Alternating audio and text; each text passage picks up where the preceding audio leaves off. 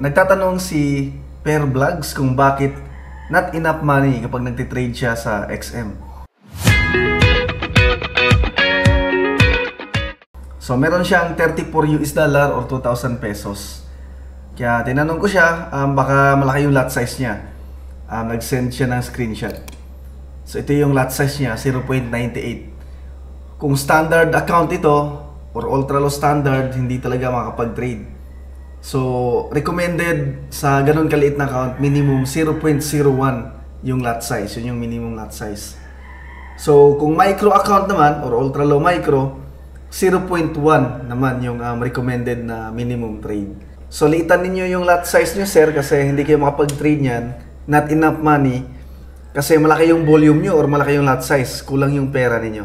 Ito yung deposit niya, 34 US dollar. Tapos may bonus pa. Kaya 69 US dollar yung equity niya. So yun, okay na daw. Pinalitan niya ng 0.3 yata or 0.03. Tapos pag 0.1 sir, malaki yung profit. So ganun talaga, kapag malaki yung lot size mo, ibig sabihin malaki yung trade volume mo. So malaki talaga yung profit mo. So ingat lang din kapag malaki yung lot size kasi pwede rin kayong malugi ng malaki. Kaya recommended doon muna sa minimum.